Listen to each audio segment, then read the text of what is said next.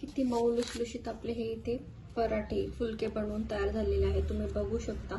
खूप वेळही लागत नाही. अगदी कमी साहित्यामध्ये आपले हे पराठे छान इथे बनवून तयार झालेले आहेत. महाशिवरात्रीचा उपवास करायचं म्हणलं की थोडंसं पोट भरेल असं काहीतरी आपल्याला हवं असतं, तर त्यासाठी हा छान असा ऑप्शन मी तुमच्यासाठी घेऊन आलेली आहे. अगदी कमी साहित्यात मोजक्या प्रमाणात हे आपलं बनवून तयार होतात. तर रेसिपी नक्की ट्राय करा. खूप हलके फुलके हे असतात पराठे, पचायलाही अगदी हलके फुलके असतात आणि बनवायलाही खूप वेळ लागत नाही. तर ही रेसिपी नक्की ट्राय करा. नेहमीचीच खिचडी खाऊन जर कंटाळा आला असेल, काही वेगळं खायचं असेल, तर उपवासाला ही रेसिपी नक्की ट्राय करून बघा.